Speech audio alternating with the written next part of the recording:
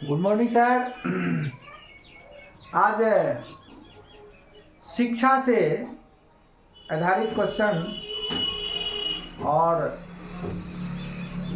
इसमें कहा जाता है कि शिक्षा वह शेरनी का दूध है, शिक्षा वह शेरनी का दूध है जो जितना पिया उतना दहाड़ा और जो जितना पिएगा उतना दहाड़ेगा। और इसी के साथ जो है बीपीएससी द्वारा आयोजित हेडमास्टर और हेड टीचर के लिए शिक्षा से आधारित क्वेश्चन के लिए आज हम अगला क्लास जो है स्टार्ट करते हैं। और सबसे पहले बड़ी बात है कि बच्चे में मोटिवेशन कैसे लाया जाए, बच्चे को मोटिव कैसे किया जाए, इसके प्रति बच्चे जो है कि मोटिव हो, पढ़ाई के प्रति, अधिगम के प्रति, लर्निंग के प्रति बच्चे क्या है मोटिव हो, अभिप्रेरणा हो, ताकि बच्चे को लगन लगे कि पढ़ाई में, अगर किसी को पढ़ाई में लगन लग जाए तो वह सबसे सुपर हो जाता है।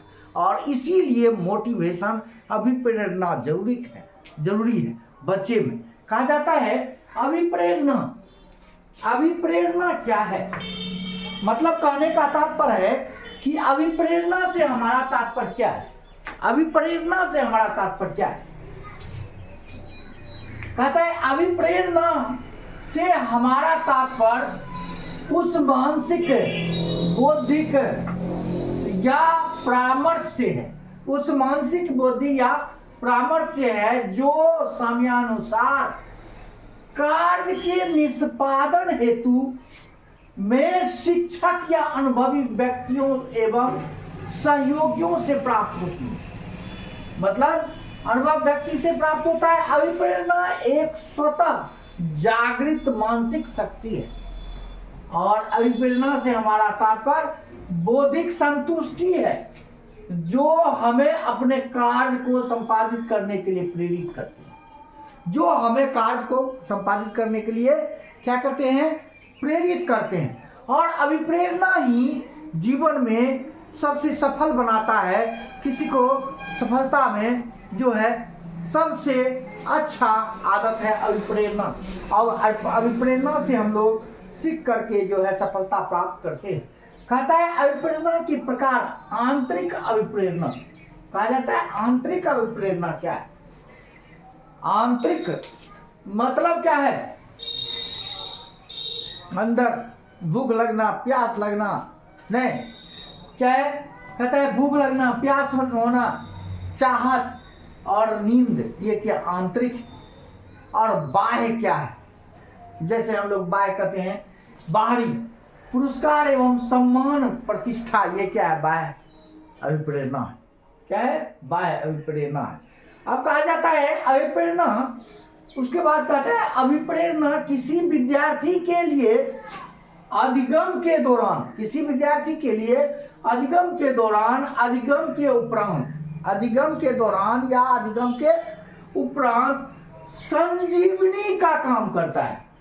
किसी विद्यार्थी के लिए अधिगम के दौरान या अधिगम के उपरांत क्या करता है, संजीवनी का काम करता है। वैसे विद्यार्थी जो अधिगम के विभिन्न विधियों से अप्रभावित होते हैं, अधिगम के विभिन्न विधियों से क्या रहते हैं, अप्रभावित होते हैं। कहता है अप्रभावित रहते हैं किंतु अभिप्रेरणा के माध्यम से पुनः बलन के द्वारा बलन हो जाता और अधिगम के दौरान शिक्षक के द्वारा विद्यार्थी के लिए अभिप्रेरणा हेतु पुरस्कार एवं दंड प्रदान किया जाता है। उसे क्या किया जाता है, अगर मोटिव हो रहा है बच्चे में, बहुत सारे अधिगम के प्रति जो है लगन हो रहा है, उसे पुरस्कार करते हैं। अगर नहीं हो रहा है उसे दंड भी किया जाता है या अन्य किसी घटना का उदाहरण देकर विद्यार्थी को अभिप्रेरित किया जाता है। और उसमें विद्यार्थी को किसी घटना का उदाहरण देकर उसे अभिप्रेरित किया जाता है।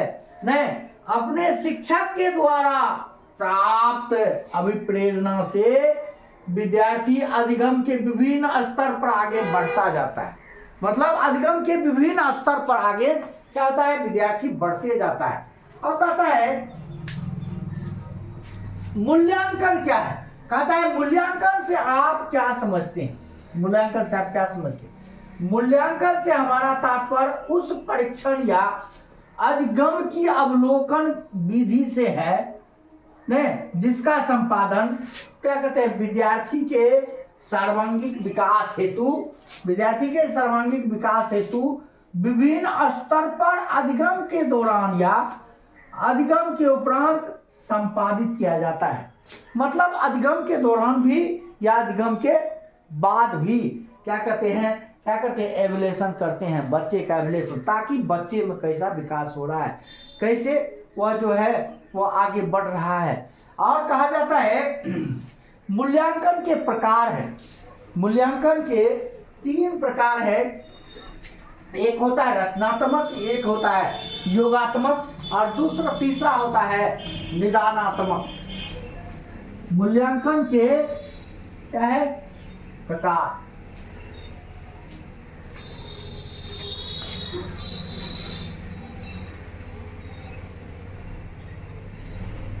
मूल्यांकन के प्रकार, एक होता है क्या होता है, रचनात्मक, नात्मक, दूसरा होता है, दूसरा क्या होता है,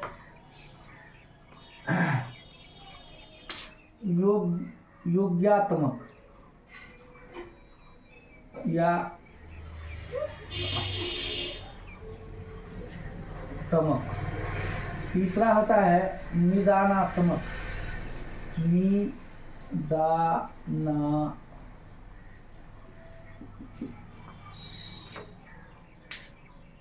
मूल्यांकन के प्रकार है। कहता है रचनात्मक अधिगम के दौरान या अधिगम के मध्य। ये क्या होता है, अधिगम के दौरान या अधिगम के मध्य, अधिगम के दौरान या अधिगम के, दिखाई दे रहा है कि हाँ, अधिगम के मध्य, क्या होता है, मध्य। और योग्यात्मक कहता है अधिगम के उपरांत या अधिगम के बाद, अधिगम के उपरांत, अधिगम के उपरांत या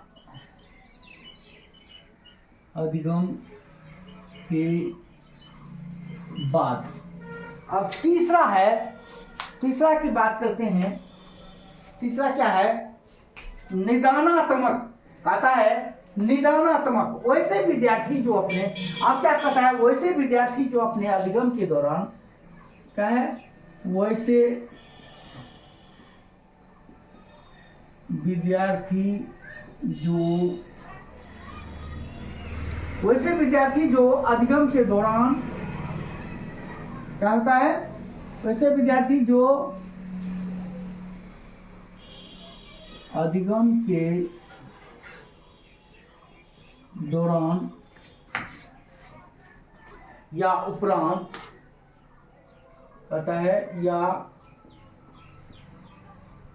उपरांत विभिन्न स्तर पर पिछड़े होते हैं। क्या होता है, विभिन्न स्तरों पर पिछड़े होते हैं, स्तरों पर पिछड़े होते हैं। उसके लिए इस प्रकार का, उसके लिए इस प्रकार का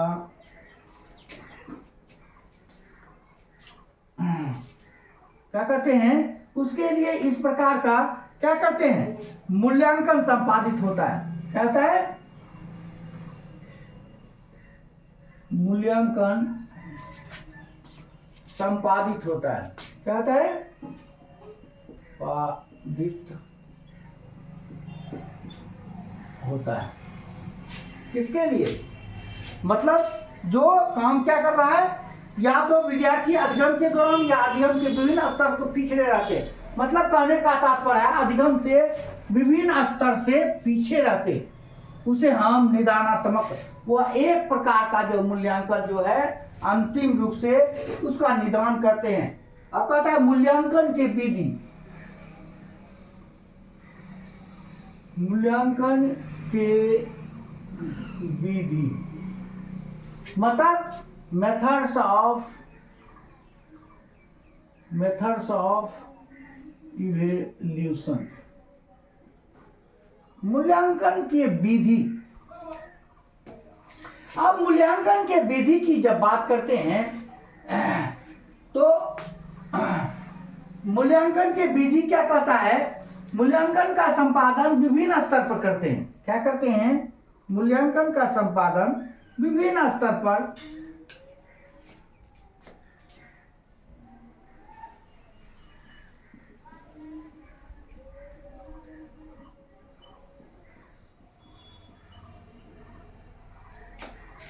मूल्यांकन का संपादन क्या करते हैं? विभिन्न विधियों के माध्यम से संपादन, विभिन्न विधियों के माध्यम से करते हैं, माध्यम से करते हैं, जिसके अंतर्गत क्या आता है,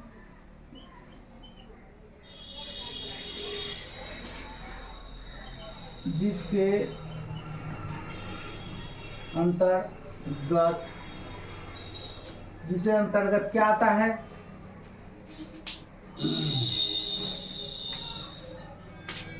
एक नंबर आता है, ए नंबर आता है, क्या है? परीक्षण। क्या आता है? परीक्षण। दूसरा आता है निरीक्षण। सी आता है आकलन। क्या है? आकलन। डी का क्या होता है? अवलोकन।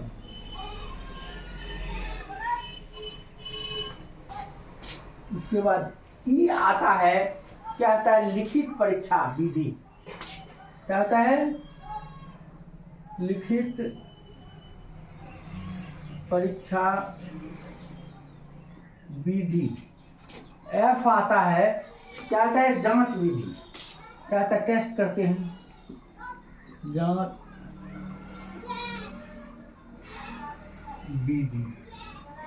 ये जो है क्या है? मेथड्स इवैल्यूएशन, क्या है? मेथड्स ऑफ इवैल्यूएशन है। ये मेथड के विधि कहता है मूल्यांकन का संपादन विभिन्न विधियों के माध्यम से करते हैं, जिसके अंतर्गत परीक्षण, निरीक्षण, आकलन, अवलोकन, लिखित परीक्षा और जांच विधि, ये सारे क्या आता है? मूल्यांकन के लिए आता है। इसी के साथ जो है आज का मोटिवेशन और मूल्यांकन का क्लास समाप्त होता है। जय हिंद, जय भारत।